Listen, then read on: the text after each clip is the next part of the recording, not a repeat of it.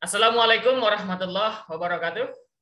Selamat malam dan salam sejahtera untuk kita semua. Alhamdulillahirrabbilalamin. Salatu wassalamu ala asrafil anbiya wal mursalin. Sayyidina wa maulana Muhammad wa ala alihi wasahbihi ajma'in. Amma.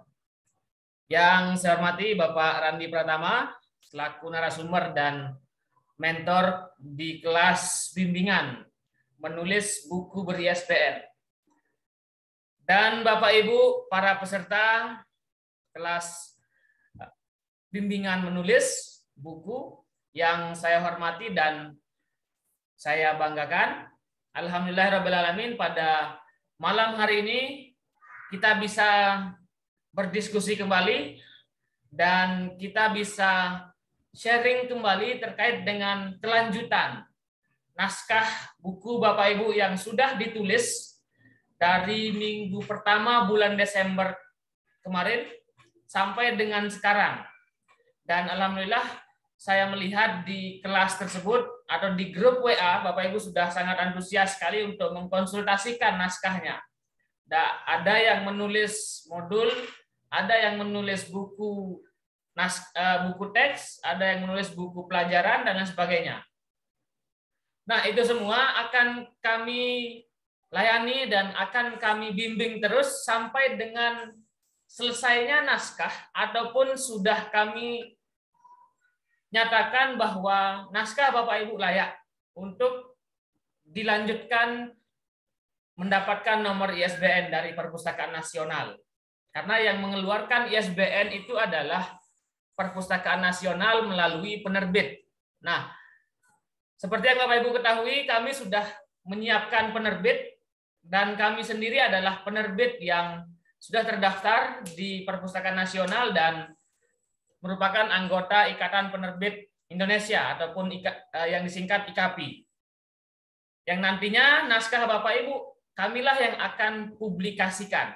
Nah, tugas dari kita semua adalah menyiapkan naskah tersebut sehingga dari awal sampai dengan akhir naskah Bapak Ibu kita pastikan naskah yang layak ataupun dari sisi isinya sudah bagus.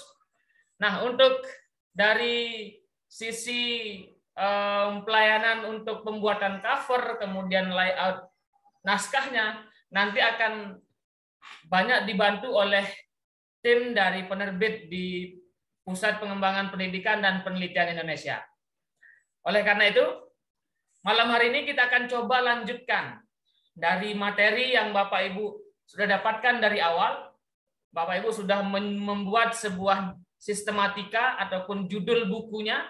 Kemudian Bapak Ibu sudah buat kerangka ataupun daftar isi sementaranya. Lalu pada minggu kedua kita sudah banyak membahas terkait dengan pengembangan isi buku, bagaimana Bapak Ibu mengembangkan bab per babnya, kemudian mengembangkan isi kontennya agar isi buku tersebut seperti yang Bapak Ibu ketahui, untuk persyaratan mendapatkan ISBN minimal 50 halaman yang dipersyaratkan oleh Perpustakaan Nasional. Nah, itu semua sudah Bapak Ibu lalui dan kita sudah memberikan materi tersebut. Bisa Bapak Ibu lihat kembali rekaman pada minggu lalu dan materi yang kami sudah sajikan. Serta jangan lupa juga untuk melihat contoh-contoh buku yang kami sudah berikan di materi ataupun di link yang sudah kami siapkan di WA Group tersebut. Karena contoh itulah yang menjadi salah satu pedoman Bapak Ibu menyusun naskah buku yang baik. Baik. Untuk pada malam hari ini ada dua topik yang akan kita bahas, yaitu terkait dengan bagaimana mengubah laporan penelitian Bapak Ibu menjadi naskah buku. Karena banyak sekali pertanyaan, saya punya laporan PTK, saya punya laporan penelitian S2 lalu ataupun tesis, disertasi. Nah, itu semua bisa dirubah Bapak Ibu. Karena sesungguhnya sayang sekali kalau tesis ataupun laporan PTK yang Bapak Ibu susun tebal berapa ratus halaman tidak jadikan buku gitu. Makanya ini adalah materi yang akan kita bahas pada malam hari ini, dan dipersiapkan Bapak Ibu sekali lagi naskahnya, dan setelah selesai nanti kami akan publikasikan dan mendapatkan ISBN. Untuk materi pertama, saya persilahkan kepada Bapak Randi Pratama untuk menyampaikan materi terkait dengan mengubah atau mengkonversi laporan penelitian Bapak Ibu dari skripsi, PTK, kemudian disertasi, tesis, itu semua bisa Bapak Ibu ubah menjadi naskah buku. Kepada Bapak Randi Pratama, waktu dan tempat saya persilahkan.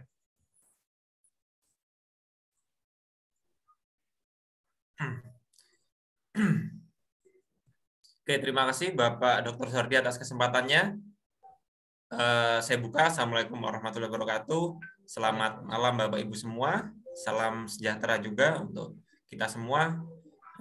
Untuk kesempatan yang pertama ini, saya akan membahas seperti yang sudah disampaikan oleh Bapak Dr. Suhardi. Saya akan membahas tentang bagaimana mengubah laporan penelitian dari Bapak Ibu ataupun jenis karya tulis yang lain ya menjadi sebuah buku.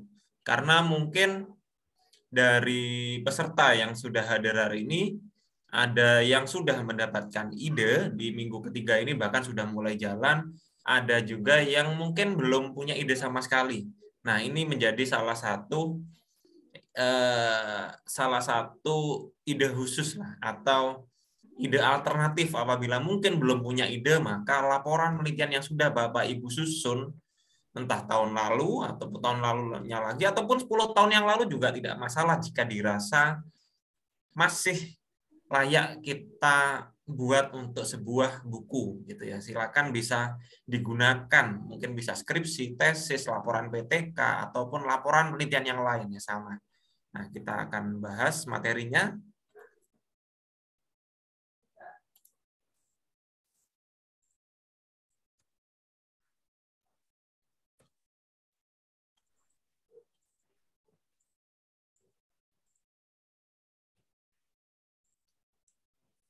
Nah, di sini kita sudah masuk minggu ketiga. Judul materinya adalah mengubah laporan penelitian menjadi buku. Jadi semua jenis laporan yang sudah kita lakukan bisa kita ubah menjadi sebuah buku. Nah, bagaimana caranya? Nah ini sedikit pengantar bahwasanya pastinya Bapak Ibu yang sudah hadir hari ini, sudah pernah membuat. Ada yang sudah pernah membuat laporan PTK. Kalau guru sebagian besar pasti sudah pernah tahu laporan PTK. Atau pernah menulis skripsi, tesis, disertasi, ataupun karya tulis yang lain.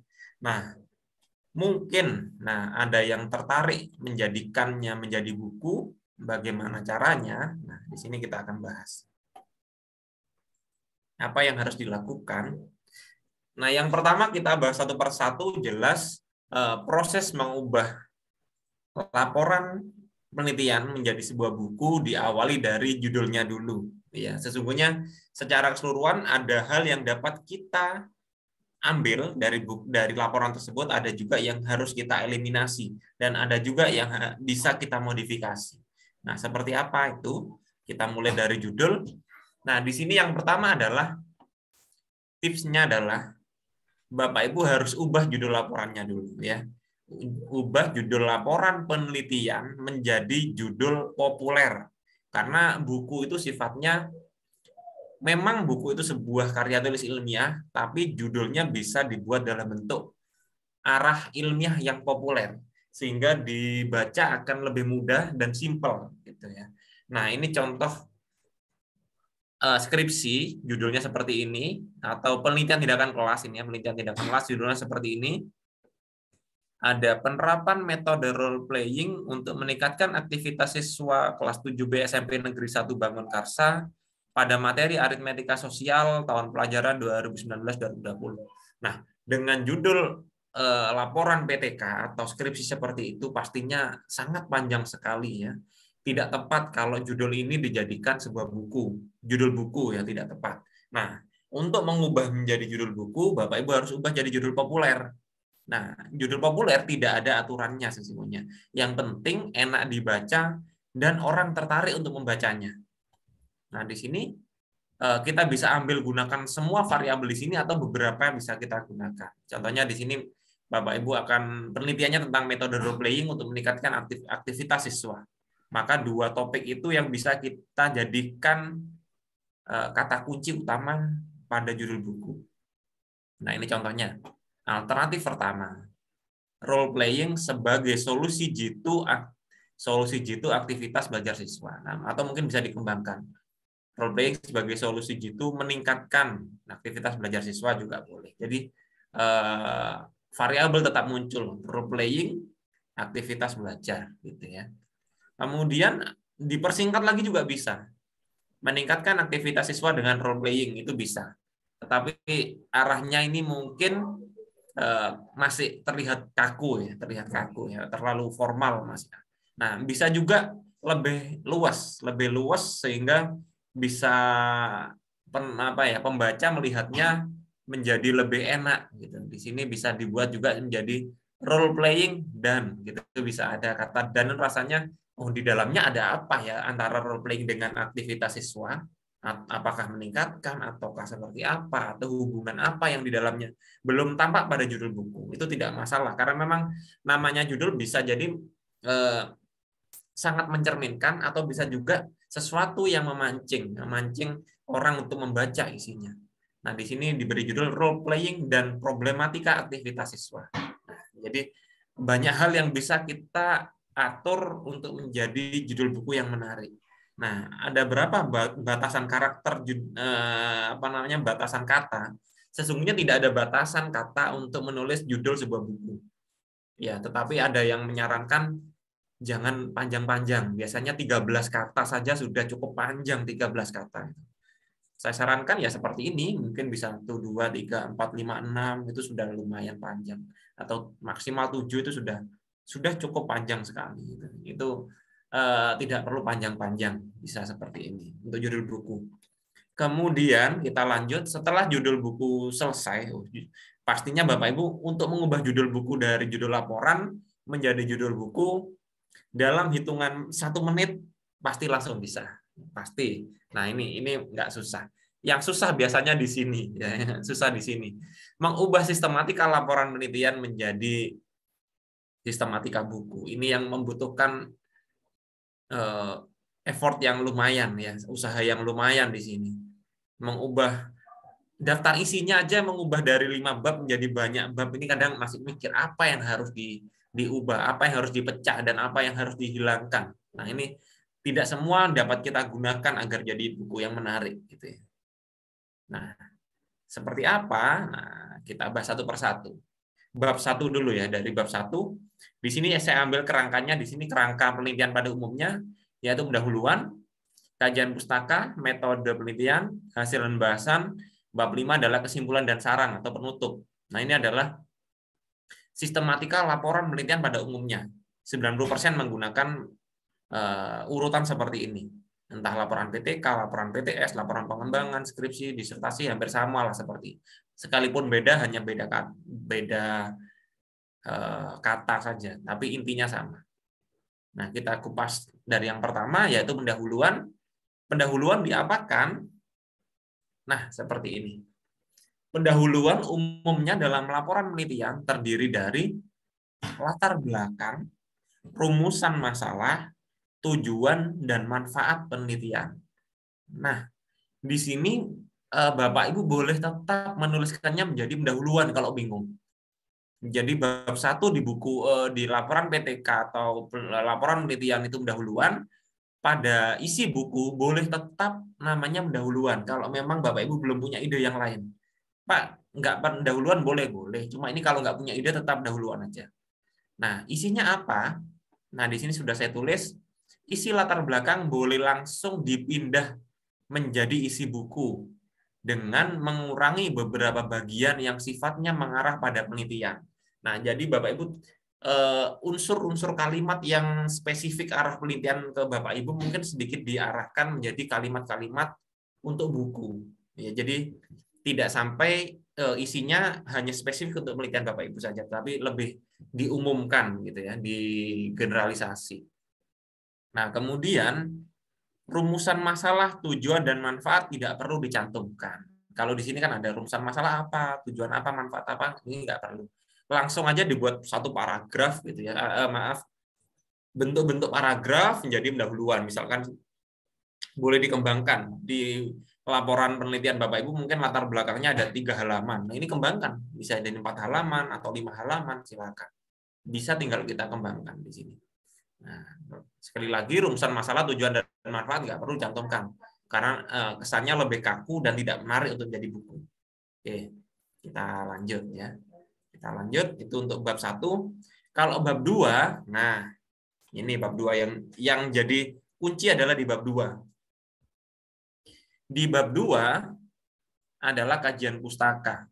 Kajian pustaka di laporan penelitian isinya adalah penjelasan dari masing-masing variabel yang sesuai dengan penelitian yang akan kita lakukan waktu itu. Nah, kalau tadi judulnya adalah kita pakai contoh penerapan role playing untuk meningkatkan aktivitas siswa pada materi aritmetika sosial, maka mudahnya adalah A. Role playing, B. Aktivitas siswa, C. Aritmetika sosial, D. Penelitian yang relevan. Gitu. Biasanya umumnya seperti ini, atau pengembangannya banyak. Silakan bisa dikembangkan kalau yang ini. Nah, ini bentuk laporan. Kalau ingin menjadi bentuk buku, dari satu jenis ini, dari satu subbab pada bab 2 ini, Bapak Ibu bisa kembangkan jadi banyak bab. Contoh role playing, maka bisa dibentuk jadi beberapa bab. Pengertian role playing menurut ahli gitu bisa sampai banyak dijelaskan. Mungkin kalau di bab 2 mungkin sedikit, 1 paragraf atau 2 paragraf, ini kembangkan menjadi banyak. Memang harus dimodifikasi, nggak bisa langsung kita copy saja gitu ya.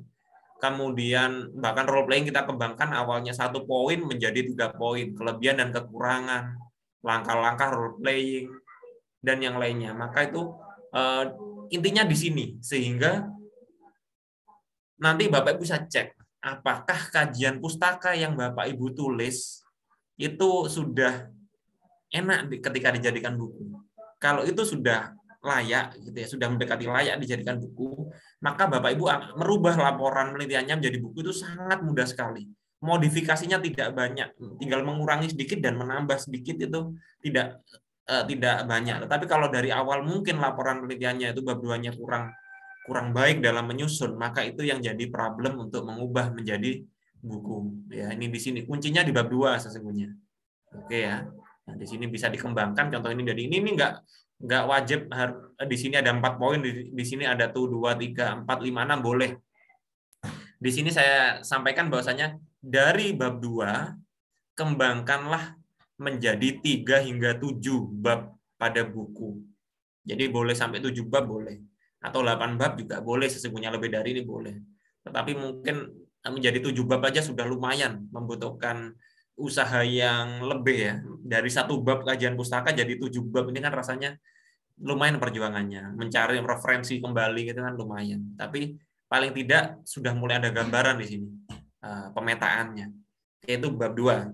Bab 3 sekarang. Metode penelitian. Nah, metode penelitian isinya sumber data, prosedur penelitian, pengumpulan data, teknik analisis data. Nah, di sini kita coret, ya, kita eliminasi ini.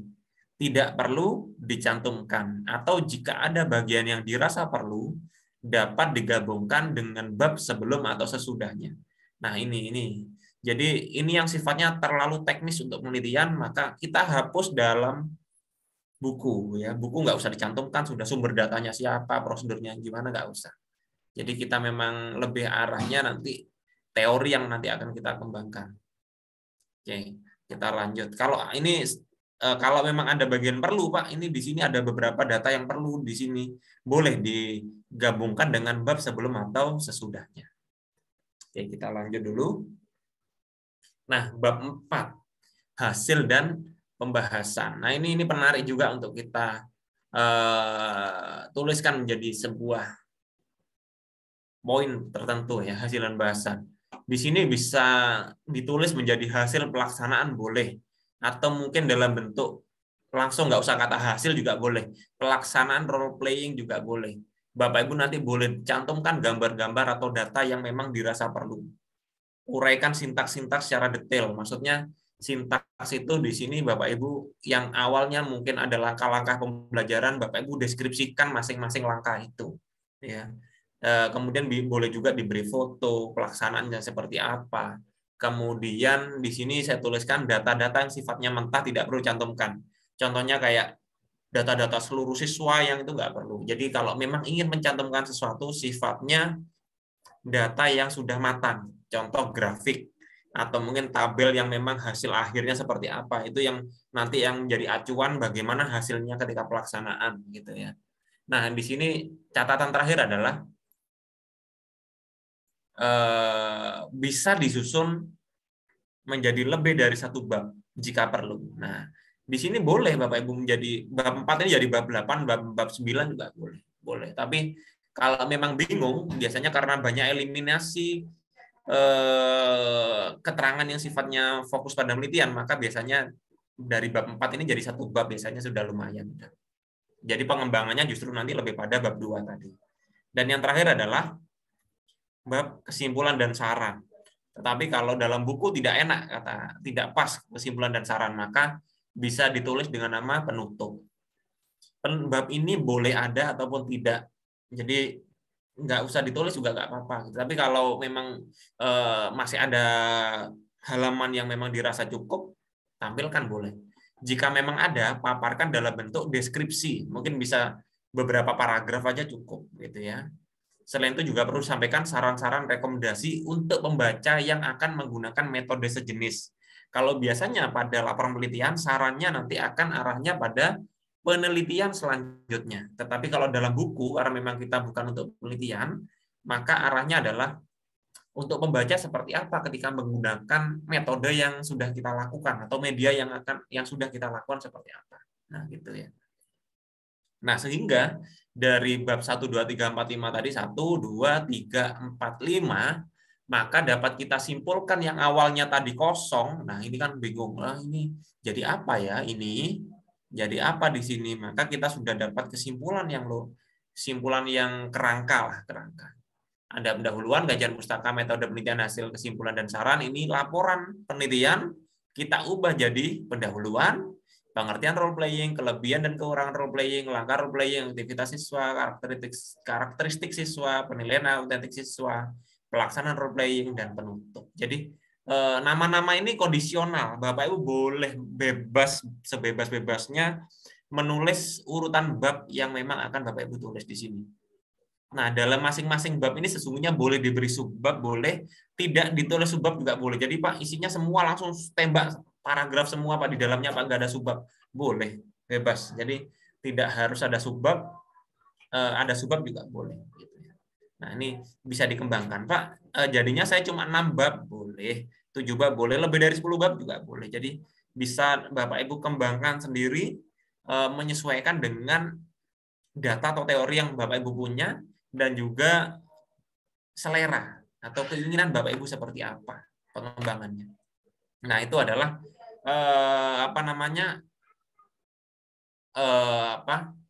pengembangan dari contoh dari buku-buku yang contoh dari laporan penelitian yang sudah kita kembangkan menjadi buku. Contohnya seperti apa, Pak? Nanti mungkin secara rincinya juga nanti akan ditambahkan oleh Bapak Dr. Suhardi. Bapak Ibu juga sebenarnya bisa cari di Google Book ya. Di Google Book sebentar. Saya cari dulu sebentar. Bapak Ibu bisa cari di Google Book sebentar. Saya share screen dulu. Nah, seperti biasa kalau mencari di Google Book, Bapak Ibu tulis saja Google Book, enter. Kemudian Bapak Ibu buka ini Google Book atau Google Buku boleh sama aja ini. Kalau Google Book ini bahasa Inggris, Google Buku bahasa Indonesia, ya udah kita Google Buku lah. Google Buku ya. Kemudian Bapak Ibu tuliskan, misalkan penerapan metode kooperatif. Misalkan seperti ini. Maka banyak sekali buku-buku yang sebenarnya hasil dari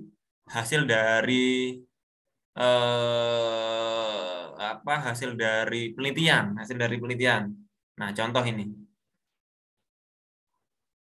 Sebentar. Nah, ini contoh hasil penelitian dari penggunaan model pembelajaran kooperatif tipe Jigsaw untuk sekolah dasar. Nah, judulnya kayaknya PTK tapi memang dipadatkan jadi sebuah buku, ya. Penerapan model kooperatif tipe Jigsaw untuk sekolah dasar. Nah, isinya apa? Sebentar, saya share screen lagi. Isinya apa? Nah, isinya seperti ini. Biasanya ada daftar isinya. Oh, kebetulan di sini daftar isinya disembunyikan oleh pemilik bukunya di Google Book. Langsung lihat bab 1.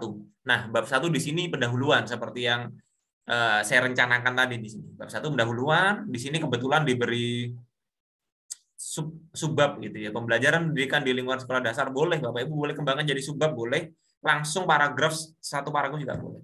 Nah, di bab 2 di sini mulai membahas tentang teori pembelajaran tipe Jigsaw. Nah, seperti yang saya sampaikan tadi, bab 2, kemudian mana lagi ya? Kita scroll ke bawah sebentar. Karena memang di Google Book ini sifatnya preview, tidak bisa kita lihat semua, jadi memang paling tidak dapat inspirasi lah. Nah, ini kerangka berpikir pembelajaran tipe Jigsaw. Jadi memang masih mengembangkan teori di sana, masih menjelaskan teori-teori yang memang terkait dengan Jigsaw.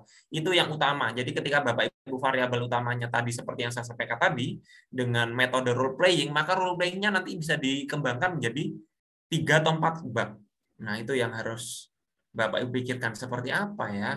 Contoh-contohnya banyak kalau ingin mencari gitu ya. Contoh-contohnya banyak seperti ini, hanya satu contoh yang saya buka. Contoh yang lain banyak sekali gitu ya. Ini contoh metode cooperative inquiry. Nah, metode sebentar. Nah, sama ini ya. Metode cooperative inquiry, implementasi metode cooperative inquiry dalam pelajaran PAI. Nah, ini judulnya arahnya sudah tahu, pasti ini hasil PTK ini dulunya. Karena memang implementasi itu adalah kata ganti dari penerapan dan diterapkannya dalam pembelajaran. Ini adalah awalnya PTK. Nah, ini dibuat buku. Nah, di sini bab 1-nya tidak ditampakkan oleh pemilik bukunya. Untungnya ada bab 2, metode pembelajaran inquiry, bab 3 konsep pemahaman dalam pembelajaran, bab 4 implementasi model kooperatif. Nah, ini di sini enggak, sekali lagi tidak seperti penelitian yang dimunculkan metode penelitian, kemudian hasil dan bahasan gitu ya, atau kesimpulan gitu. Itu jadi di sana perbedaannya. Tetapi bisa Bapak Ibu kembangkan. Yang sudah punya laporan PTK, kembangkan jadi buku. Kalau memang Bapak Ibu macet, Pak saya macet nggak bisa buat buku, ini bingung. PTK-nya jadikan buku, atau skripsi atau tesis jadikan buku. Atau apa bisa Pak satu tesis, atau misalkan Bapak Ibu punya tesis atau jadikan lebih dari satu buku bisa. Kalau memang Bapak Ibu bisa memecah menjadi beberapa buku silakan. Tapi kalau memang awal mungkin bisa dibuat satu buku dulu dari satu laporan jadi satu buku itu bisa. Dan yang lainnya nanti akan ditambahkan oleh Pak Soehardi ya. Oke, saya rasa untuk materi saya cukup. Saya kembalikan lagi ke Bapak Dr. Soehardi. Assalamualaikum warahmatullahi wabarakatuh. Waalaikumsalam warahmatullahi wabarakatuh. Terima kasih Pak Randi atas materinya terkait dengan mengubah komponen dari laporan penelitian, itu baik dari PTK, kemudian tesis, skripsi, disertasi, dan jenis karya tulis ilmiah yang lainnya, sehingga bisa Bapak Ibu bisa ajukan menjadi buku ber-ISBN. Nah, contoh laporan itu juga sudah kami coba berikan, dan itu adalah karya saya pribadi, apa yang dari disertasi saya tahun 2019 saya sudah buka atau saya sudah buat menjadi buku itu tiga buku dari satu judul disertasi ataupun tesis Bapak Ibu, itu bisa kita pecah-pecah menjadi 2 atau 3 buku. Tapi yang untuk awalnya silahkan Bapak Ibu buat satu saja dulu sebagai percobaan ataupun sebagai pilot project-nya. Nanti jika sudah Bapak Ibu menemukan celahnya, Bapak Ibu bisa kembangkan kembali. Nah, di link materi itu sudah saya berikan langsung contohnya. Kemudian silahkan Bapak Ibu bisa pelajari. Baik, saya sedikit sampaikan materi terkait dengan publikasi buku sebagai informasi ataupun sebagai pengetahuan awal kita terkait dengan bagaimana buku itu terpublikasi dan mendapatkan ISBN. Baik. Nah, sekali lagi saya berikan satu kalimat motivasi terkait dengan buku ini. Kenapa kita disarankan untuk menulis buku ataupun mempublikasikan salah satu karya yang bernama buku ini? Karena memang ini adalah investasi, Bapak Ibu. Jadi kalau kita selama ini berpikir hanya investasi itu ya uang, tanah, rumah gitu kan. Nah, di bidang kita, di bidang keilmuan, di profesi kita, di guru, dosen, ataupun bidang yang lain, buku ini adalah salah satu investasi yang besar, Bapak Ibu. Nah, tidak hanya nanti Bapak Ibu bisa gunakan sebagai kenaikan pangkat gitu kan. Nah, kenaikan pangkat juga nanti akan menghasilkan koin yang tidak hanya hari ini kita dapatkan, tapi seumur hidup kita bahkan akan tetap dihargai. Nah, bahkan buku itu tidak akan kemana-mana, tidak akan rusak, tetap akan direkam, apalagi zaman digital itu tetap akan melekat nama kita pada buku itu. Nah, suatu saat buku kita laris ataupun buku kita dicari, itu akan menghasilkan tentunya yang berharga bagi Bapak Ibu semua. Nah, itu yang jadi motivasi, dan silahkan kita buat karya, kita buat sebuah inovasi dalam menulis untuk meningkatkan dan mendapatkan poin dan koin, gitu ya. Nah, kita akan publikasi nanti tentunya akan banyak sekali manfaatnya, Bapak Ibu. Seperti yang saya sebutkan tadi, tidak hanya Bapak Ibu akan mendapatkan poin, tapi koinnya juga akan dapat nanti. Nah, bisa Bapak Ibu jadikan poin untuk pengembangan karir, kemudian menjadi portofolio. Itu kan nama kita sudah masuk di penulis buku itu. Kemudian sudah terpublikasi secara online, secara nasional, bahkan internasional, gitu kan. Nah, itu akan menjadi salah satu prestise juga bagi Bapak Ibu semua.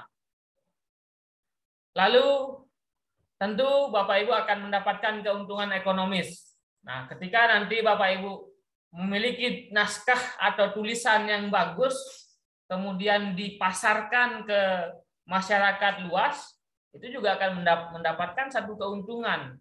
Nah, gitu ya, keuntungan ekonomis. Dan masih banyak lagi keuntungan-keuntungan yang Bapak Ibu dapatkan ketika Bapak Ibu mempublikasi sebuah karya yang dinamakan buku. Oke. Nah, saya ulangi sedikit lagi terkait dengan prosesnya ini. Nah, Bapak Ibu pada posisi menulis naskah ini. Nah, naskah ini yang cukup difokuskan. Fokuskan bagi Bapak Ibu sekarang. Jadi yang tahapan-tahapan yang 2, 4, 5 lagi ke depan itu ini akan dikerjakan oleh penerbit. Jadi asalkan Bapak Ibu memiliki naskah yang tersusun rapi dan isinya itu sudah oke saja, sudah sangat cukup bagi seorang penerbit ataupun lembaga penerbit untuk mempublikasikan buku Bapak Ibu semua. Ya. Jadi cukup Bapak Ibu fokus saja di sini. Tadi di yang nulis buku teks ataupun modul, kemudian buku pelajaran yang lain. Nah, ini posisinya.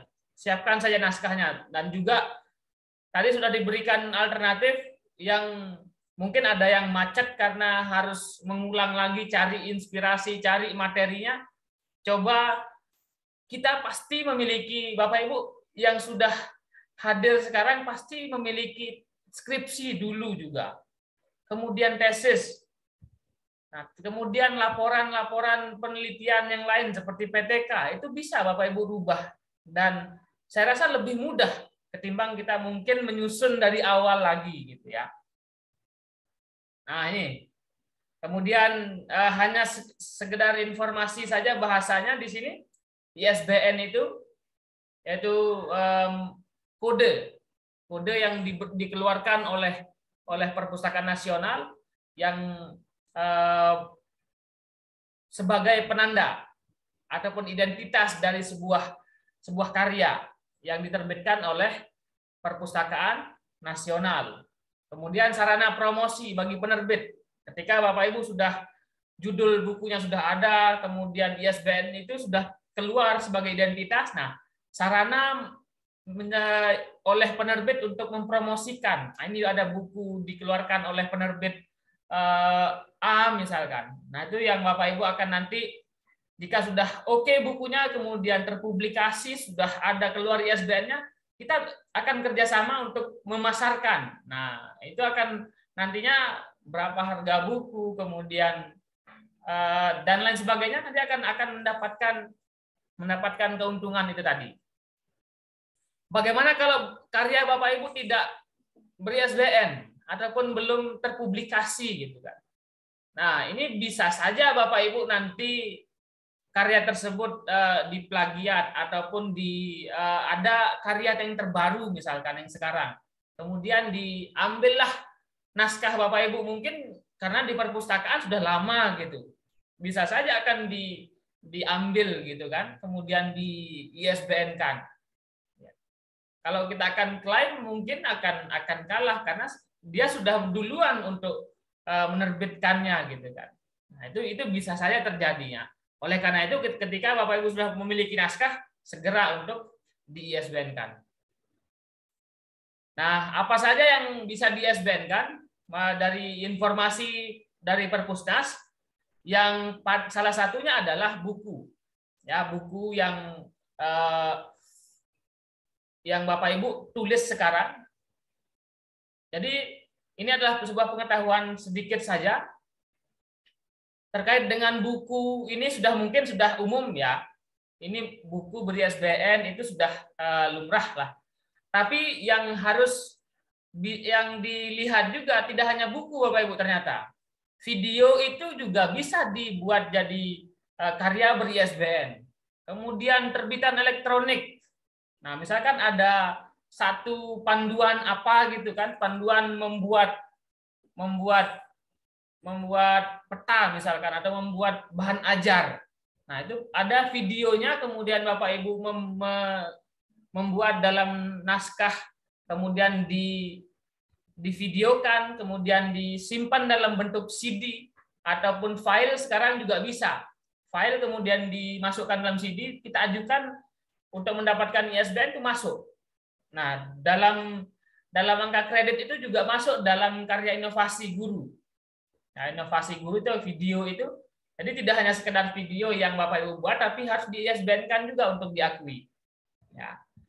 Nah, kemudian ada beberapa lagi yang bisa Bapak Ibu lihat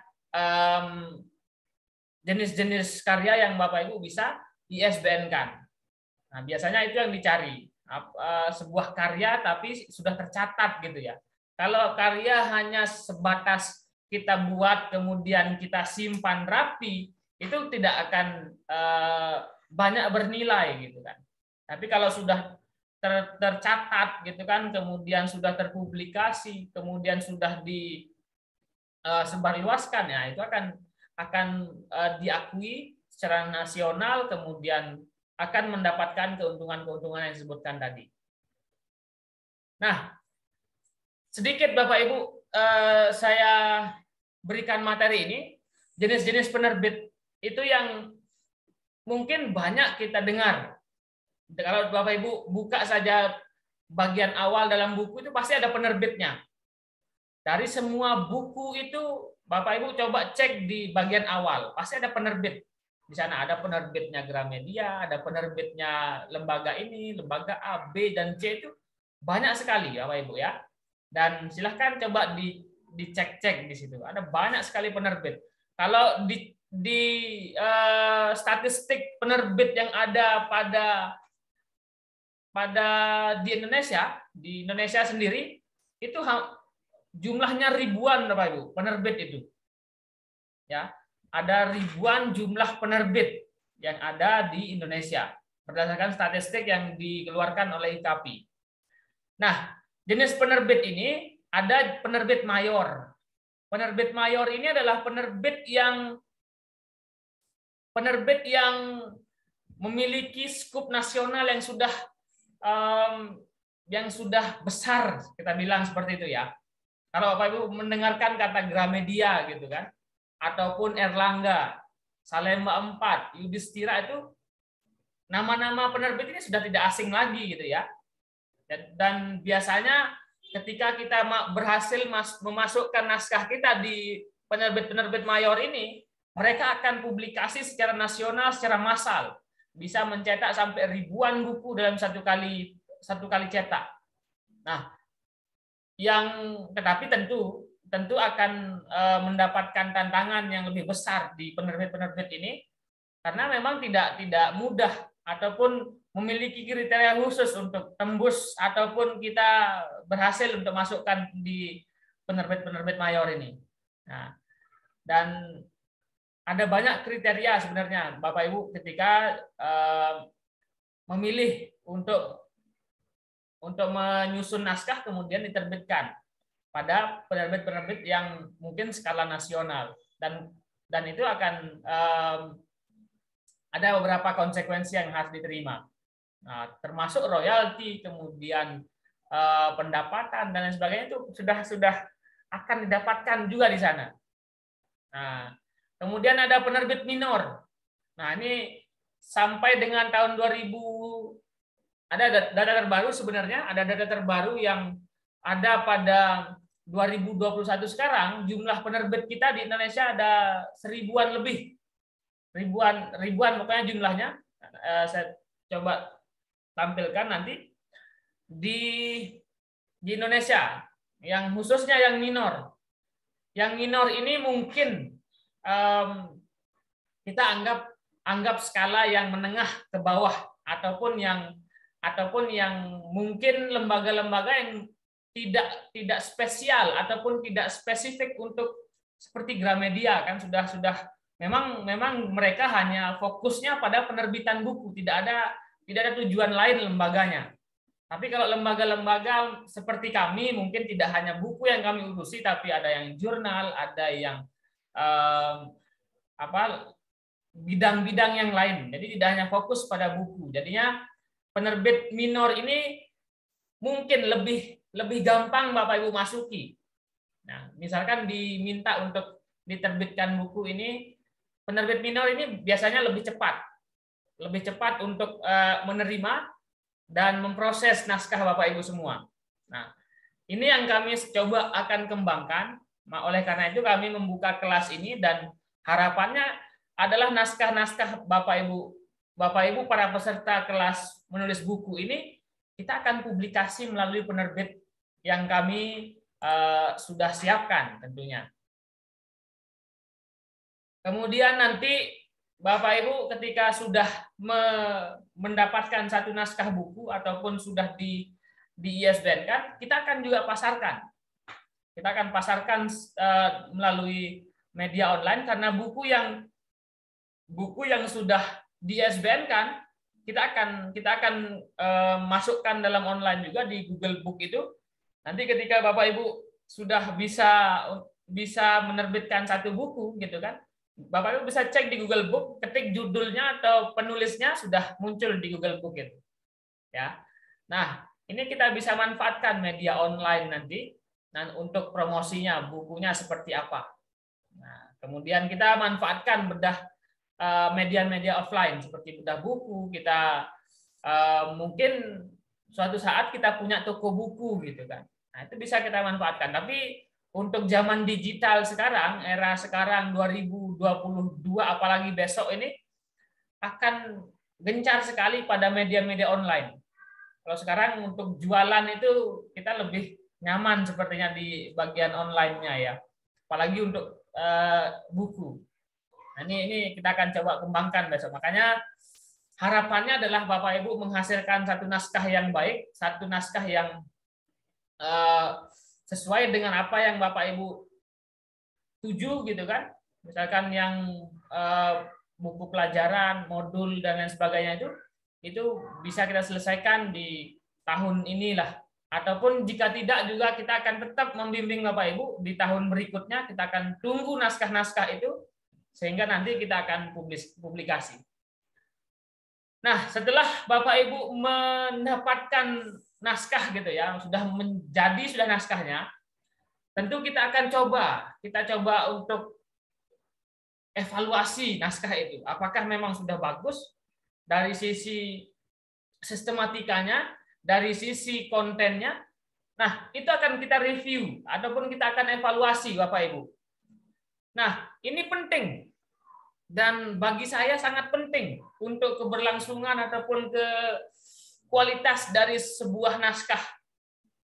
Nah, ini bisa Bapak Ibu lakukan dengan meminta rekan-rekan untuk membaca. Ini naskah yang saya buat, coba dibaca-baca. Apakah sudah dipahami? Apakah dari sisi kalimat ataupun dari sisi kontennya? Kemudian Bapak Ibu bisa memanfaatkan kelas ini juga. Tentunya yang paling besar adalah kelas ini. Karena Bapak Ibu mengirimkan ke kami sudah memiliki tim untuk mengoreksi ataupun memberikan masukan yang sudah kurang lebih 2 minggu ini kita lakukan. Silahkan ketika Bapak Ibu sudah selesai menulis, kemudian silahkan dibaca ulang oleh pribadi kita. Jadi jangan sampai Bapak Ibu selesai menulis, kemudian dikirimkan langsung ke kami. Nah, itu biasanya banyak salah ketik, kemudian kalimatnya ambigu, ataupun ada kalimat yang nggak nyambung gitu kan. Nah, itu silahkan Bapak Ibu baca dulu secara mandiri, kemudian mungkin Bapak Ibu bisa manfaatkan teman sejawat juga. Oh, ini ada naskah, saya minta tolong untuk direview, ataupun kita profesional gitu kan, minta tolong untuk direview, dan Bapak Ibu yang satu keahlian tentunya, satu bidang pendidikan misalkan, atau satu bidang mata pelajaran, itu bisa diminta tolong untuk direview. Dan harapannya buku yang Bapak Ibu buat sudah mantap kontennya, kemudian sistematikanya, barulah kita akan terbitkan. Itu untuk materi tambahan pada malam hari ini, dan semoga ini bermanfaat bagi Bapak Ibu semua dan menjadi pengetahuan bagi kita sebagai penulis pemula, Bapak Ibu. Terus terang saya juga penulis pemula. Saya baru punya buku itu sekitar 5 atau 6. 5 buku saya sekarang sampai tahun 2021 ini. Karena memang saya juga adalah penulis pemula. Tetapi tidak ada istilah kita ahli ataupun kita punya naskah buku yang banyak tanpa kita mulai dari awal. Oleh karena itu kita bersama-sama, kami sudah menyiapkan medianya, kami sudah menyiapkan publikasinya atau penerbitnya, kami sudah siapkan reviewer juga untuk naskah buku Bapak Ibu semua. Kita sama-sama belajar, berkarya, dan berinovasi. Terima kasih Bapak Ibu, dan silakan jika ada pertanyaan yang kita bisa diskusikan di Zoom meeting pada malam hari ini, bisa raise hand. Kemudian bisa juga menuliskan pertanyaannya di kolom chatting Zoom. Jadi kami akan coba untuk bahas, dan tentunya akan lebih banyak informasi yang Bapak Ibu dapatkan mengenai buku ber-ISBN ini. Silakan, yang pertama saya persilakan Ibu Siti Nurhamidah. Terima kasih. Assalamualaikum warahmatullahi wabarakatuh. Waalaikumsalam warahmatullahi wabarakatuh. Yang pertama yang saya tanyakan masalah kepada Pak Randi ya, masalah PTK yang akan diubah menjadi buku. Yang pertama, PTK itu kalau misalkan sudah pernah dinilai dalam penilaian angka kredit, apakah bisa dibukukan sama? Kemudian untuk membuat PTK diubah menjadi buku tadi pada bab kedua, kalau misalkan kita menggunakan PTK kita sendiri, kemudian kita kopas sebagian besar, tentunya juga dengan teknik yang telah diberikan, apakah itu tidak menjadikan plagiarisme diri sendiri gitu ya? Itu. Kemudian pada bab 4 untuk pembahasan tadi dijelaskan sedikit aja yang ditampilkan. Apakah pada bab 4 ini kita boleh memberikan foto-foto yang telah kita lakukan penelitian itu kemudian hasil dari yang telah kita lakukan penelitian PTK tadi kita tampilkan. Tadi kan nggak boleh yang data mentah, jadi data punya kita sendiri apa boleh kita tampilkan beberapa hasil yang telah kita lakukan. Mungkin itu aja Pak. Terima kasih. Assalamualaikum warahmatullahi wabarakatuh. Waalaikumsalam warahmatullahi wabarakatuh. Terima kasih atas pertanyaannya Bu Siti Nurhamidah. Sangat bagus sekali pertanyaannya dan mungkin ada Bapak Ibu yang pertanyaannya mungkin sama ataupun memiliki pemikiran yang sama. PTK yang sudah dinilai, kemudian komponen-komponennya itu seperti apa Pak Rani? Silahkan bisa ditanggapi. Baik, terima kasih Bu Siti Nurhamidah. Yang pertama adalah tentang PTK yang sudah dinilai apa bisa dijadikan sebuah buku. Ya, sangat bisa Bapak Ibu OTK PTK Bapak Ibu berupa laporan. Karena laporan PTK yang Bapak Ibu nilaikan umumnya sebagian besar yang kami tahu sampai detik ini itu bukan dalam bentuk file dan tidak terpublikasi. Ya laporan ya, sekali lagi tanda kutip merupakan laporan PTK. Itu tidak terpublikasi sehingga tidak potensi untuk plagiasi secara mandiri, plagiasi self plagiation itu tidak berpotensi plagiasi mandiri karena memang laporan PTK memang tidak terpublikasi seperti halnya skripsi, tesis, disertasi yang berbentuk laporan itu tidak terpublikasi. Yang terpublikasi adalah artikel. Ketika Bapak Ibu PTK-nya telah diartikelkan, nah artikel itu kan terpublikasi di jurnal-jurnal nasional. Apabila PTK Bapak Ibu itu terpublikasi, maka itulah yang harus sedikit diwaspadai ya, mungkin diwaspadai sehingga tidak plagiasi mandiri untuk yang kalimat-kalimat yang dipublikasikan. Itu Ibu. Jadi ini sudah menjawab dua hal. Jadi Bapak Ibu sebenarnya boleh mempublikasikan PTK yang sudah dinilai dengan catatan belum dijurnalkan. Apabila sudah dijurnalkan, sesungguhnya tetap boleh dengan catatan melakukan parafrase.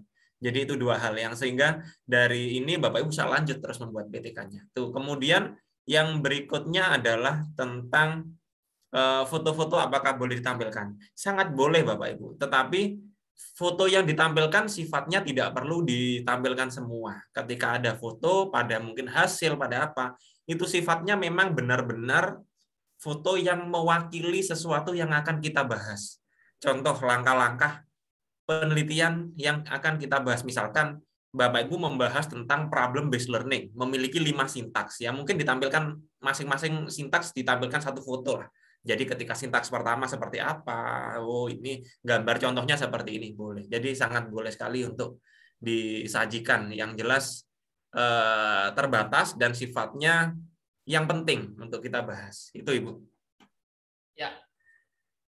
Saya rasa sudah jelas Bapak Ibu semua untuk jawabannya. Silahkan boleh Bapak Ibu menggunakan ataupun PTK yang sudah terpublikasi, yang sudah dinilai gitu ya. Nah itu juga Bapak Ibu bisa cari kembali laporan-laporan mungkin di tahun kemarin sudah Bapak Ibu berhasil dinilai PTK-nya. Nah itu bisa diubah jadi buku. Itu Bu Nur Siti Nurhamidah dan Bapak Ibu yang lain. Silakan Bapak Nurholis. Assalamualaikum warahmatullahi wabarakatuh. Waalaikumsalam. Waalaikumsalam warahmatullahi wabarakatuh. Silakan Pak. Ini mau tanya tentang modul, Pak. Ya. Nah, bagaimana? Tolong diulangi sistematika modul, kemudian bagaimana cara mengubah menjadi buku. Nah, kemudian cakupannya itu berapa materi dalam modul tersebut. Contoh misalnya modul pembelajaran MIPA di kelas 7 misalnya. Nah itu apakah cukup 1 semester atau 1 tahun, Pak? Ya. Nah, yang kedua ada lagi, kalau saya lihat dari tayangan tadi ada video, Pak. Video itu bisa di ISBN kan? Ya. Nah itu berapa dalam 1 CD itu? Kemudian ukurannya itu berapa mega? Karena di CD itu paling tidak kalau yang bukan DVD itu cuman 700 ya, 700 mega itu ya. Nah, paling tidak apa ada aturan minimal harus 9 apa itu 9, misalnya kita mau membuat media pembelajaran, 9 video media pembelajaran atau gimana gitu. Terima kasih sebelumnya. Baik, terima kasih Bapak Nurholis terkait dengan sistematika modul. Ini adalah materi pertama kita, Bapak Nurholis, terkait dengan sistematika ataupun komponen apa saja yang ada pada modul. Dan kami sudah berikan di link materi itu. Jadi materi presentasi dari 1 sampai 2 dan 3 sudah ada. Kemudian contoh. Nah, ini contoh buku-buku. Salah satunya adalah contoh buku modul. Nah, modul ini silakan bisa dicek Bapak Ibu. Modul buku yang sudah seperti IPA ya, modul IPA. Nah, ini modul media pembelajaran terkait dengan sistem organ manusia dan sifat bahan. Nah, ini adalah modulnya. Kemudian bisa Bapak Ibu perhatikan pada daftar isi. Nah, daftar isi pada modul itu biasanya dari ada petunjuk penggunaan modul, kemudian bagian pendahuluannya, ada latar belakang tentunya, kemudian ada materinya gitu kan. Kemudian pada bagian intinya, jadi materi inti itu, nah seperti yang Bapak Nurholis juga tadi sebutkan, apakah materi 1 semester gitu kan? Tidak Bapak Ibu, dalam satu materi misalkan dalam satu pokok bahasan itu bisa dibuatkan modulnya. Jadi tidak perlu Bapak Ibu menunggu sampai ataupun membahas sampai 1 semester materi itu. Wah, itu berapa lama Bapak Ibu akan bisa buat, tapi ya syukur-syukur bisa gitu kan. Tapi untuk menyicil dan untuk langkah awalnya buat satu pokok bahasan saja seperti ini. Nah, bisa dibuka nanti contoh-contohnya Bapak Ibu ya, agar kita ada pemahaman gitu terkait dengan materi misalkan sistem organ manusia ini di modul pembelajaran IPA. Nah, lalu biasanya di modul itu kan ada alat evaluasinya gitu kan, ada tugas-tugas khusus ataupun latihan-latihannya. Nah, itu dibuat sampai dengan nanti daftar pustaka ataupun ada daftar-daftar istilah. Ini Bapak Ibu bisa jadikan acuan. Ini langsung dikeluarkan oleh Direktorat Tenaga Pendidikan Dikbud. Nah, ini bisa Bapak Ibu jadikan contoh, dan banyak sekali yang bisa Bapak Ibu perhatikan di komponen modul ini. Nah, ini modul. Nah, itu Bapak Ibu. Dan sekali lagi silahkan dimulai untuk penulisannya. Kemudian Bapak Ibu yang menulis satu naskah mungkin tidak perlu terlalu banyak ya Bapak Ibu. Mungkin Bapak Ibu berpikir bahwa satu naskah buku itu yang wah gitu ya, yang banyak itu isinya. Jadi cukup saja satu pokok bahasan, tetapi Bapak Ibu bahas secara menyeluruh. Nah, misalkan tadi ya, misalkan Bapak Ibu bahas terkait dengan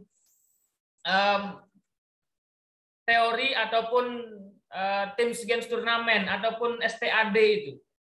Bapak Ibu, kalau Bapak Ibu bisa bahas secara tuntas, secara rinci bagaimana model pembelajaran itu, tentu akan menghasilkan banyak sekali naskah yang satu saja pokok bahasan itu. Jadi tidak perlu Bapak Ibu buka banyak sekali dalam satu kerangka itu gitu ya. Itu untuk informasi dari saya. Mungkin ada tambahan Pak Randi? Ya, mungkin sedikit tambahan seperti yang sudah disampaikan oleh Bapak Dr. Suhardi, bahwasannya Bapak Ibu ketika mengembangkan modul boleh satu pokok bahasan, boleh 2 pokok bahasan, 1 semester boleh, 1 tahun juga boleh. Tetapi memang kalau 1 tahun umumnya terlalu panjang ya, Yang paling banyak memang seringkali mungkin Bapak Ibu temui pada umumnya yang sudah ada itu biasanya 1 semester, itu pada umumnya. Tetapi bisa juga sesungguhnya kalau ingin lebih detail, Bapak Ibu boleh 1 atau 2 bab mungkin boleh. Misalkan bab yang saling terkait ya.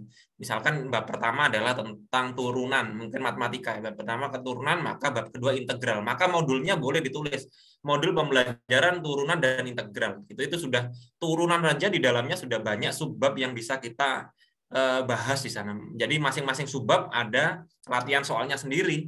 Nah, itu sudah cukup banyak Bapak Ibu. Bisa saya rasa kalau satu bab itu masing-masing ada subbab-subbabnya dan bisa ada masing-masing ada contoh soal, ada latihan soal, ada alat evaluasinya. Itu bahkan satu bab aja bisa 40 atau 50 halaman lebih gitu. Kalau 2 subbab bahkan bisa 80 lebih gitu. Jadi itu salah satu alternatif ya. Kalau memang satu bab dikira kurang memenuhi halamannya, 2 bab saya rasa sudah bisa. Kalau Bapak Ibu bisa mengembangkan bab tersebut menjadi subbab-subbab dan masing-masing subbab ada kelengkapan sesuai dengan modulnya tadi, materi, latihan soal, contoh soal, latihan soal, kemudian alat evaluasi dan kunci jawaban misalkan dan yang lainnya. Nah, itu bisa cukup banyak gitu. Mungkin kalau Bapak Ibu yang pernah tahu bisa juga lihat contoh di yang paling populer modul itu biasanya di modulnya mahasiswa UT, Universitas Terbuka. Nah, itu sangat sistematis sekali urutan materinya, mungkin bisa Bapak Ibu lihat.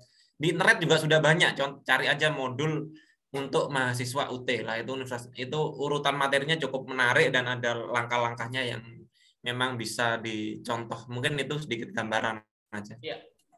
Oh ya, tadi saya sedikit lupa terkait dengan ISBN. Jadi tadi informasi yang saya berikan tadi bahwa buku tidak hanya buku Bapak Ibu yang bisa di ISBN-kan, tapi video juga.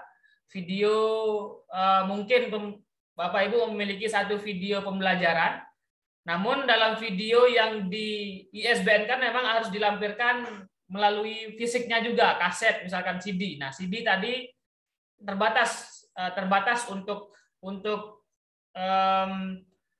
videonya atau kapasitasnya. Silahkan bisa di-upload di YouTube dulu. Di YouTube dulu di-upload, kemudian linknya dimasukkan dalam CD tadi.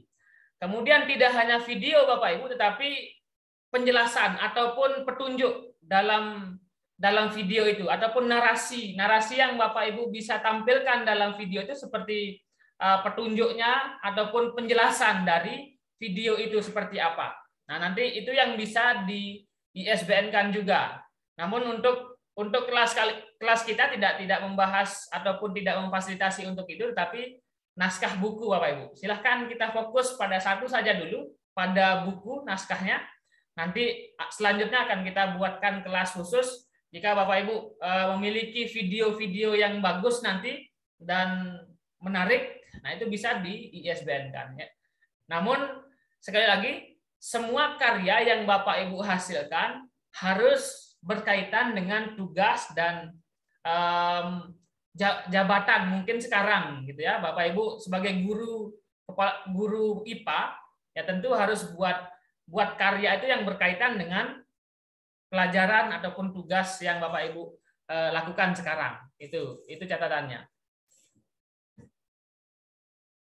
Mungkin Bapak Randi bisa kita bahas yang ada di kolom chatting. Silakan Bapak Ibu yang ingin bertanya secara langsung bisa raise hand di kolom di Zoom meeting. Dan kami akan bukakan mic-nya untuk bertanya secara langsung. Silakan. Baik, ini mungkin akan saya jawab beberapa yang ada di kolom chat Zoom dari Bapak Ibu semua. Mungkin dari bawah dulu, ini dari Bapak Muhammad Saleh. Apakah modul pembelajaran harus mencantumkan kunci jawaban? Nah, sesungguhnya ini jika dianggap memang perlu, maka Bapak Ibu cantumkan. Kalau memang tidak perlu dan sudah ada latihan soal yang sudah dibahas, biasanya tidak perlu ada kunci gitu ya, biasanya tidak perlu ada kunci. Atau ada beberapa buku yang menggunakan teknik soalnya ada, misalkan ada sekitar 20 soal misalkan ya, soal-soal yang ganjil diberi kunci, yang genap tidak gitu. Ada, jadi banyak teknik yang bisa dilakukan tapi tidak wajib sifatnya gitu. Kemudian kita berikutnya dari Bu Eviana Saputri, apakah hasil PTK tetap dibahas dalam buku? Seperti yang sudah disampaikan tadi, sesungguhnya tidak wajib. Kalau ingin ditampilkan boleh, tapi sifatnya lebih pada seperti menyampaikan hasil pelaksanaan gitu. Kemudian apakah judul buku pada PTK harus ada kata penerapan? Seperti yang mungkin Bapak Ibu lihat lagi yang sudah saya sampaikan tadi, tidak wajib Bapak Ibu. Bahkan kalau perlu dibuang juga nggak apa-apa ya. Dibuang juga nggak apa-apa agar judulnya lebih fleksibel ya. Judulnya lebih fleksibel karena seperti yang saya sampaikan tadi, ketika judulnya itu semakin kaku ya, muncul kata penerapan, biasanya akan lebih dilihat, oh ini penelitian ini ya, ini penelitian. Padahal kita inginnya kan lebih luas dalam judul PTK. Mungkin seperti ini bisa menjadi role playing dan problematika aktivitas siswa. Maka lebih mudah untuk dipahami oleh semua kalangan gitu ya. Kemudian satu lagi, ya sudah mungkin itu. Silakan dilanjutkan oleh Pak Soehardi. Baik. Dari Bu Nur Santi, apakah PTK punya orang lain bisa dirubah? Ya silahkan, setelah mendapat izin. Ya silahkan, mungkin Bapak Ibu belum memiliki laporan, kemudian kita coba untuk mengajak kolaborasi pemilik PTK gitu ya, pemilik naskah, silahkan Bapak Ibu bisa ajak untuk menjadi penulis kedua nanti. Jadi buku yang Bapak Ibu hasilkan tidak harus sendiri menulisnya Bapak Ibu ya. Apalagi kita yang masih pemula. Tentu kita butuh rekanan, kita butuh kolaborasi dengan penulis-penulis yang mungkin ataupun yang memiliki materi tentunya yang terkait dengan naskah kita. Boleh Bapak Ibu berdua, bertiga. Jadi tidak harus sendiri ya. Itu catatannya. Khususnya bagi kita yang masih pemula. Saya pun menulis satu buku itu tidak sendiri semuanya. Yang awal-awal dulu saya berempat awalnya. Nah, setelah ada pengalaman seperti ini, nah barulah kita coba mandiri jadi penulis tunggal. Gitu ya.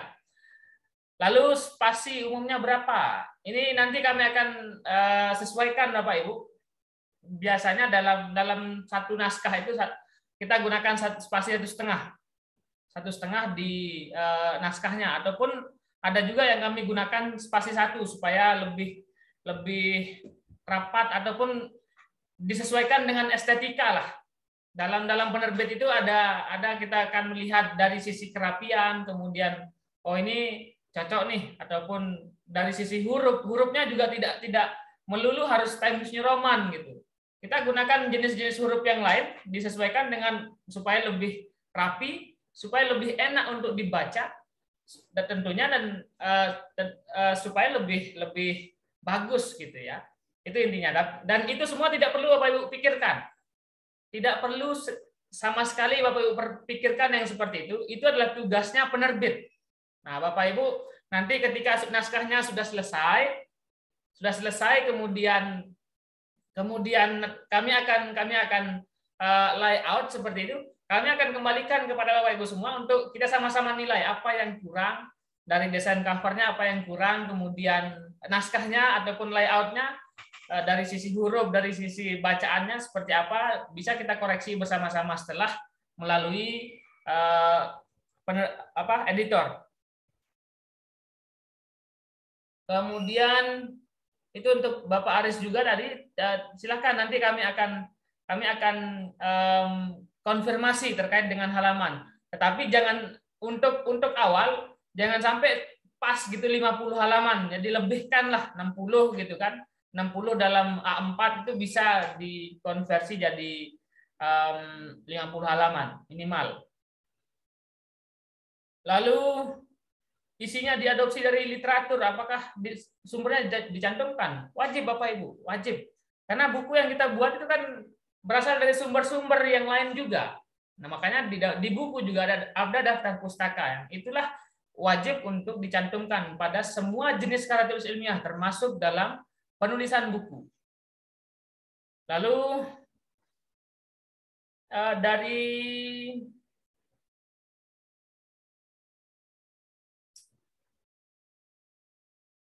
itu dulu. Sampai kapan kami akan difasilitasi? Dari Bu Tunik. Takutnya ketinggalan. Sekali lagi informasi untuk bagi semua Bapak Ibu yang ada di kelas ini. Tidak perlu khawatir. Oh, Desember udah mau selesai gitu kan. Apakah saya masih bisa dibimbing bulan Januari, Februari? tetap kami buka dan layani semua. Yang sudah terdaftar pada kelas eksklusif ini, kami akan layani untuk koreksi, kemudian pembimbingan sampai dengan bulan-bulan seterusnya. Namun ya harapannya adalah secepatnya gitu. Bapak Ibu silahkan, mumpung ada gitu kan, mumpung masih hangat nih kita menulisnya. Kalau udah lama-lama kadang malas juga kita. Oh sekarang sudah Desember, besoklah Februari 2022 gitu. Lama-lama akan terasa malas gitu. Mumpung sekarang masih hangat gitu kan, dikebut saja ataupun diporsir lah gitu kan. Kalau biasanya kalau tidak dipaksa ya nggak akan selesai gitu. Banyak yang selesai naskahnya ataupun sebuah karya itu biasanya karena deadline. Ada sistem kebut semalam itu cepat jadinya. itu Bapak Ibu ya, untuk saran saja. Lalu dari Ibu, ya itu saya Pak Randi, silakan jika ada yang ingin dibahas. Baik, mungkin sedikit menambahkan yang tadi bahwasanya ketika Bapak Ibu mungkin tadi ada yang bertanya bagaimana kalau ingin mengubah PTK-nya orang lain ya. Kalau sudah izin apa boleh ya? Boleh, sudah disampaikan tadi, Mak.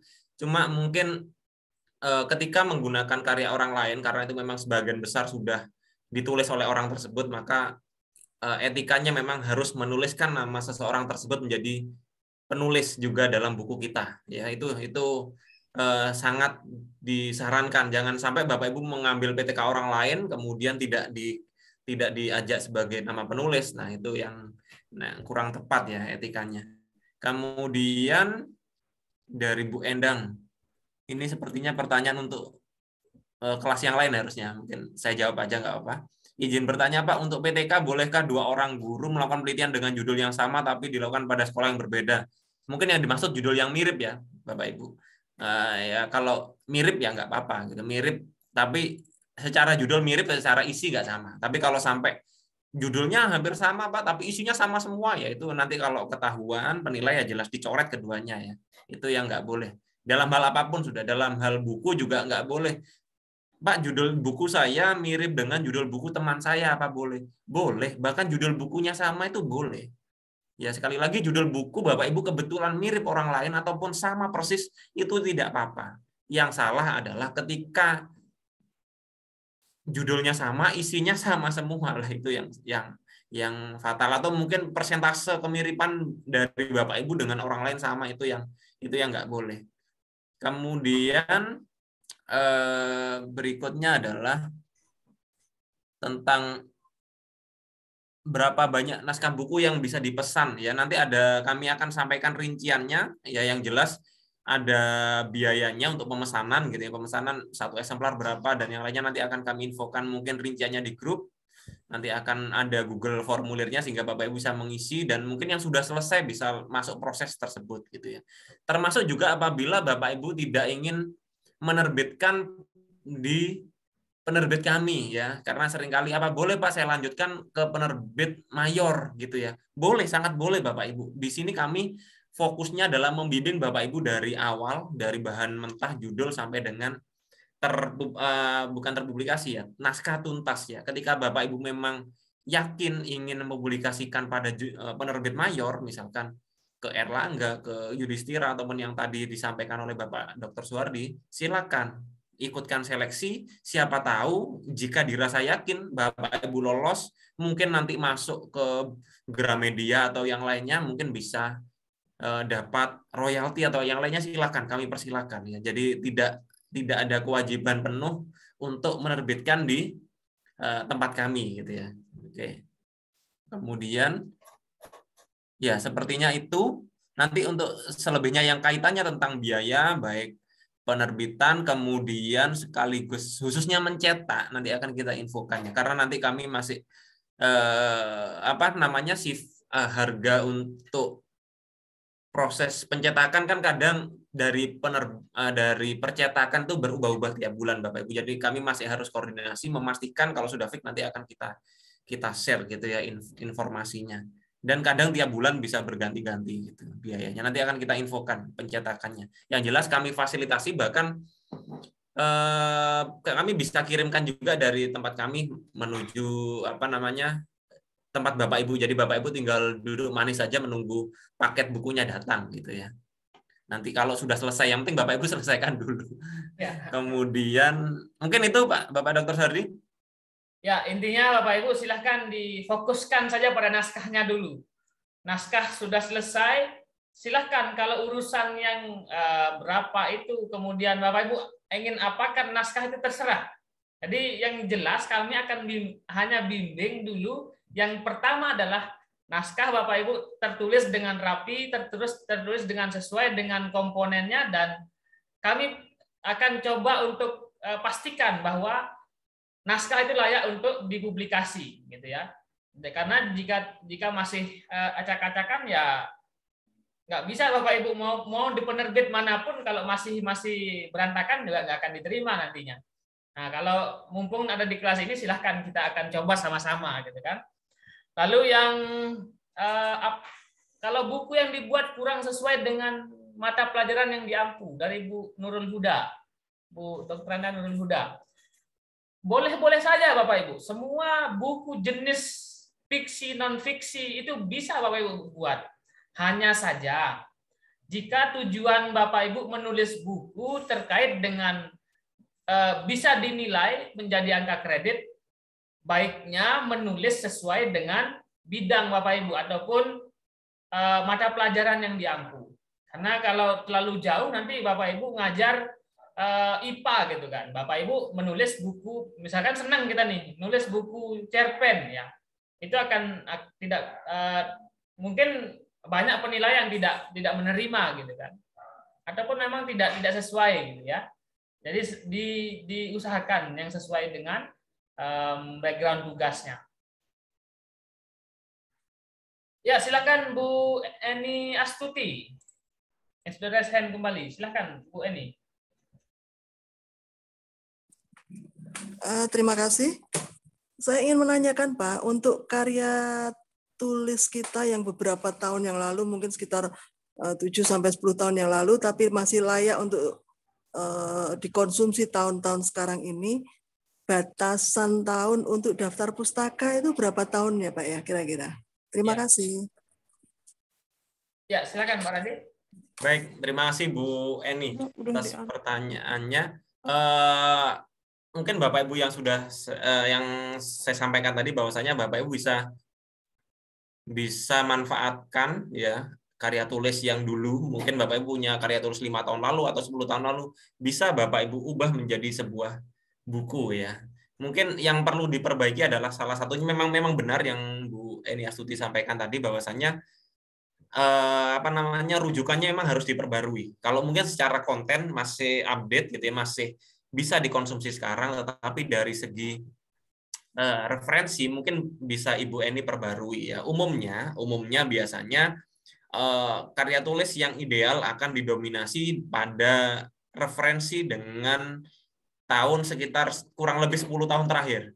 Misalkan sekarang tahun 2021, ya mulai tahun 2010-an lah, itu 2010 ke atas lah, 2010, 2011 hingga 2021 itu sudah enak lah untuk dilihat. Tetapi apa boleh Pak kurang dari 2010 gitu? Sebenarnya boleh-boleh aja, tapi sifatnya terbatas ya. Memang ketika Bapak Ibu memang hanya menemukan sumber di tahun itu, misalkan Bapak Ibu mengambil bukunya Slavin tahun 80-an, memang adanya itu, atau bukunya Polya tahun 90, 80, 90, memang sumber utamanya itu, sumber aslinya memang itu, maka boleh juga tetap Bapak Ibu gunakan. Jadi bukan kaku ya sifatnya, tapi memang sangat disarankan 10 tahun terakhir, tapi jika ada beberapa yang di luar itu tahun 90 atau tahun 2000-an itu silakan. Tapi sifatnya tidak mendominasi referensi ya, referensi buku yang Bapak Ibu nanti akan tulis ya. Mungkin bisa direspon dulu Bu Eni.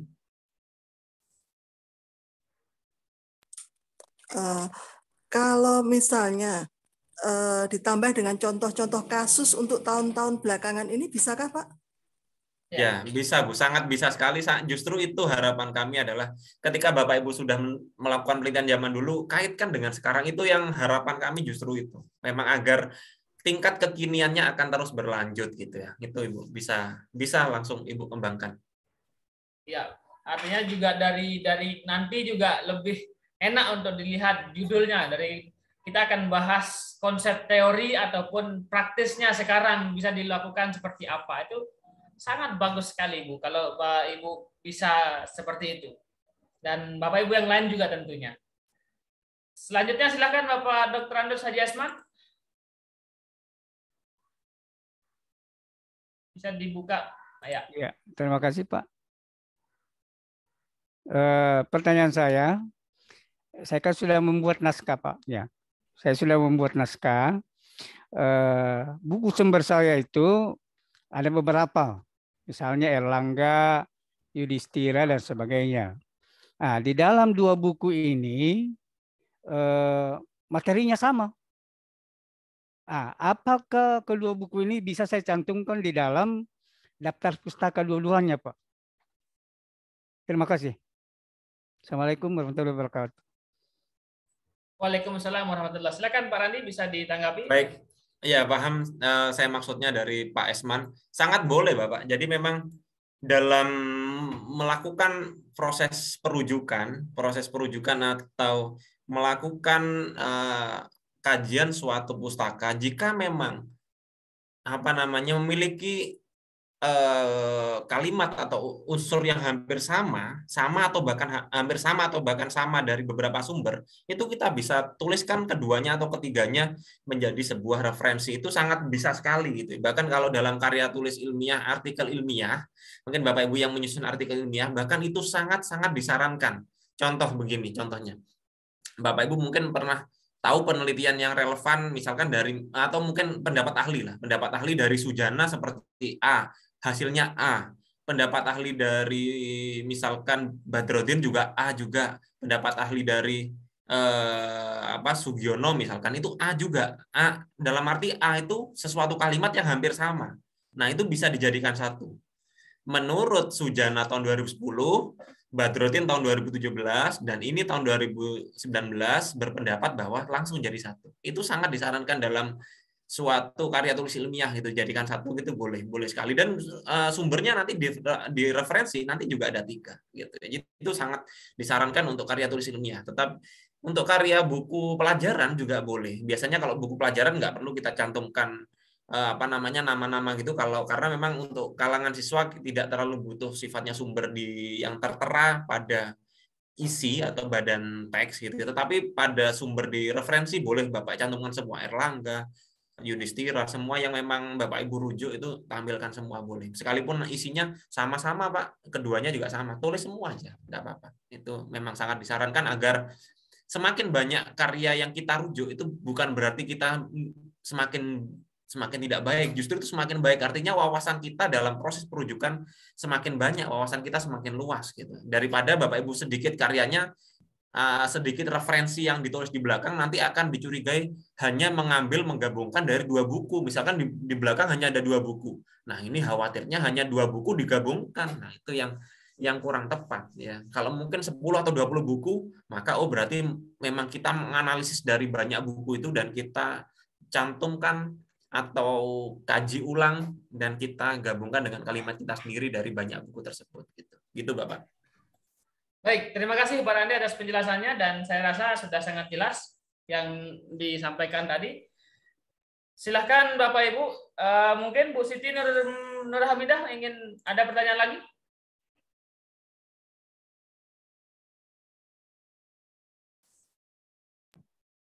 Ya, silakan Bu. Terima kasih Pak, maaf bertanya kembali. Tadi saya akan menanyakan kembali tentang buku yang udah di ISBN-kan. Kalau misalkan saya rencana kan mau naik pangkat ke 4D itu harus ada satu syaratnya, yaitu buku ISBN. Kalau misalkan buku ISBN terbitan dari Bapak ini, dari sini, nanti kalau dari saya usulkan untuk tim penilai itu apa pasti di ACC kalau asal udah ISBN, apa seperti itu yang pertama. Kemudian kemarin karena saya minggu kemarin nggak mengikuti Pak Ez, jadi nanyakan kembali di sini. Pada saat saya menulis buku pelajaran, saya rencana buat naskah ya, itu ada kesulitan. Yang pertama, apakah dari buku-buku pelajaran itu kan banyak konsep-konsep. Konsep-konsep itu kalau misalkan terlalu panjang saya kupas, banyak yang saya kupas, apakah itu nanti tidak memunculkan plagiarisme yang tinggi, yang pertama. Kemudian untuk tadi setelah dijelaskan oleh Pak Randi, saya karena agak kesulitan membuat buku teks pelajaran itu, saya rasa ingin berpindah ke PTK yang sudah saya nilaikan itu, saya ubah menjadi buku.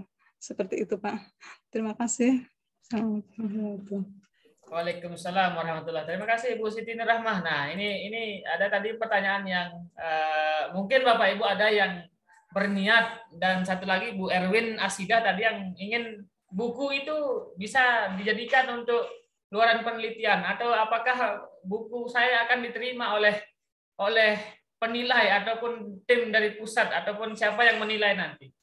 Tentunya kami tidak bisa menjangkau sampai sana. Namun yang menjadi luaran kita adalah, ataupun yang menjadi karya kita adalah buku yang ber-ISBN. Adapun syarat yang seperti yang saya sebutkan harus sesuai dengan tugas dan pokok kita sekarang, itu juga hal yang akan dinilai juga nantinya Bapak Ibu. Kemudian bagian dari yang menjadi urusan penilai kami tidak bisa menjawab. Yang jelas kami yang di sini adalah memfasilitasi Bapak Ibu menyusun naskah. Kita akan koreksi, kita akan sama-sama untuk menyusun naskahnya. Kemudian silahkan Bapak Ibu, ketika sudah selesai naskahnya, kita akan fasilitasi untuk di ISBN, karena ISBN ini adalah bukan kami yang keluarkan, tetapi Perpusnas. Nah, kalau Perpusnas sudah menyatakan layak, berarti sudah oke ISBN-nya. Nah, gitu kan, Bapak, dan itu bisa dicek semua secara online. Jadi tidak ada alasan untuk penilai tidak mengesahkan, gitu kan, karena ISBN itu bukan kami yang mengeluarkan, tapi dari pihak Perpustakaan Nasional. Lalu yang pertanyaan kedua dan ketiga, silakan Pak Randi. Baik, mungkin sedikit saya. Aduh, sorry. Baik, sedikit saya tambahkan, selain ISBN yang mengeluarkan adalah nasional, sesungguhnya kalau memang penilai itu paham, penilai ya bisa mengecek sendiri keabsahan ISBN-nya ya, sehingga ketika dicek melalui sistem, di enter gitu, nanti akan muncul nama judul Ibu, Bapak Ibu. Nanti kalau sudah muncul pasti harusnya diterima, itu yang pertama, harusnya diterima. Kemudian kami sampaikan kami juga merupakan penerbit yang resmi yang tercatat di Perpusnas dan juga menjadi anggota IKAPI, ada apa namanya, sertifikatnya gitu. Kadang ada penilai yang minta sertifikat kami siap, kami nanti bisa kirimkan, atau misalnya Bapak Ibu lampirkan juga boleh gitu ya. Itu ya kadang ada penilai yang pengen tahu apa namanya sertifikat kami. Kalau memang penilai pengen ada khusus kadang Bapak Ibu, jadi ada penilai yang ingin bukti bahwasannya telah diterbitkan dengan tanda tangan kami, boleh nanti kami buatkan. Jadi nanti menyesuaikan Bapak Ibu nilainya buat apa, nanti kami siapkan. Itu kadang setiap daerah beda-beda. Nanti bisa ditanyakan dulu kepada penilainya gitu ya Bapak Ibu. Nah, kemudian untuk Bapak Ibu seperti yang Bu Siti Nurrahmida sampaikan, ketika buku pelajaran tadi nggak perlu bingung Bapak Ibu, ketika Bapak Ibu nulis buku pelajaran takutnya melakukan plagiasi, seperti yang mungkin Ibu bisa lihat lagi di materi kemarin, materi yang kedua, di minggu yang kedua, teknik yang paling penting dalam menghindari plagiasi hanya satu, parafrase. Jadi ketika Bapak Ibu mungkin mengambil kalimat-kalimat dari miliknya buku tertentu, misalkan dari bukunya Yudhistira ataupun Erlangga ataupun Intan Pariwara dan yang lain, ketika dikopas gini, setelah dikopas jangan lupa diparafrase. Itu kuncinya. Misalkan sekalipun itu definisi, fotosintesis adalah gitu, maka Bapak Ibu boleh kalimat-kalimatnya boleh diubah gitu. Coba dilihat dari beberapa buku. Fotosintesis adalah, setiap buku pastinya beda-beda cara menulisnya, tapi intinya kan benar semua. Nah, itu. Jadi kuncinya di sana. Bapak Ibu setelah kopas langsung edit, pasif, kalimat aktif menjadi pasif, sinonim, kemudian kata ganti, aktif menjadi apa namanya, kalimat langsung menjadi tidak langsung. Teknik-teknik sudah saya bahas di minggu kedua. Ketika Bapak Ibu lakukan teknik itu, saya yakin akan terhindar jauh dari plagiasi, apapun bentuknya sudah. Baik, itu jawaban dari Pak Randi, dan semoga apa yang kita sampaikan Bapak Ibu bisa implementasi tentunya. Jadi tidak hanya sekedar kita berteori, tetapi ayo kita buat sama-sama. Silahkan Bapak Ibu buat naskahnya, kami koreksi dan berikan masukan tentunya pada naskah itu, sehingga pengembangan naskah, kemudian isi naskah itu betul-betul siap. Betul-betul siap nanti ketika naskahnya jadi, dan kami sudah saya sampaikan dari awal, sampai dengan naskah itu siap, apakah sekarang atau bulan depannya lagi, tetap aktif di grup itu, kemudian di grup kelas buku ber-ISBN, karena di grup itu adalah kita memiliki tujuan yang sama. Jadinya kita saling motivasi, kita saling menguatkan agar naskah kita sama-sama jadi gitu loh. Nah, itu yang saya harapkan sebagai pengelola. Dan Bapak Ibu yang ada di kelas menulis buku ini, tentunya buku itu tidak jadi dalam satu malam ataupun 1 minggu, 2 minggu. Saya yakin nggak bisa. Nah, apalagi mungkin kita masih pemula semua. Nah, oleh karena itu sarannya adalah bisa Bapak Ibu cicil sedikit demi sedikit. Nah, sekarang Bapak Ibu sudah buat sistematikanya, kemudian susun sedikit demi sedikit dari bab satunya, kemudian subbabnya dikembangkan, kemudian isinya ditambahkan sedikit demi sedikit, nanti pada 1 bulan, 2 bulan ke depan, naskah itu sudah siap dan siap untuk di-ISBN-kan. Terima kasih Bapak Ibu untuk malam hari ini. Kita cukupkan sampai di sini. Sekali lagi, grup WA itu adalah sarana. Bapak Ibu, kita bisa saling bertukar pendapat ataupun kita akan sharing terkait dengan ilmu menulis buku. Jadi silakan dimanfaatkan grup itu. Kami selalu buka grup itu selama ini kita selalu buka. Kemudian dimanfaatkan juga untuk mungkin ada pertanyaan, ada masukan ataupun ada diskusi yang Bapak Ibu bisa sampaikan. Silakan disampaikan melalui WA group. Jadinya ada pengetahuan kita yang baru, kita ada bisa diskusi yang baru. Nah, untuk naskah-naskah Bapak Ibu silahkan dikirim di grup. Nah, di grup itu ada khususnya Pak Hidayat yang selaku administrator dari penerbit kami, itu yang akan mengolah ataupun memberikan yang banyak akan interaksi di grup itu. Dan silahkan Bapak Ibu fokus dalam menulis. Jadi tidak perlu Bapak Ibu pikirkan ISBN berapa ini, kemudian berapa lama, berapa ini. Naskahnya saja dulu siap, kami akan proses secepatnya ada naskah Bapak Ibu. Terima kasih Bapak Ibu, Bapak Randi Pratama dan yang sudah hadir di Zoom meeting. Kita akan bertemu di kelas-kelas berikutnya, dan semua administratif akan kami berikan melalui grup. Jadi dipastikan tidak keluar dari grup, karena karya Bapak Ibu akan kami pantau terus melalui WA group. Jadinya silahkan kita akan tetap komunikasi dan sampai dengan naskah Bapak Ibu selesai. Itu ya. Untuk kelas buku kami secara teori dari awal, dari ide sampai dengan publikasinya kami sudah berikan. Itu bersifat teori dan kita sedikit aplikasi terkait dengan contoh-contoh, cara-cara, teknik-teknik itu kita sudah sampaikan. Kuncinya adalah Bapak Ibu semua. Kuncinya adalah Bapak Ibu semua, dan seperti yang saya bilang, coba untuk dicicil sedikit demi sedikit. Nah, ketika Bapak Ibu sudah mengetahui seperti itu, silahkan dikerjakan, dan bukan merupakan tugas dari kelas ini, tetapi tujuan Bapak Ibu gabung di kelas ini adalah menghasilkan sebuah karya, gitu kan. Jadi kami tidak akan paksa. Tidak akan kami paksa untuk ayo cepat, kami dikasih deadline sekian, tidak.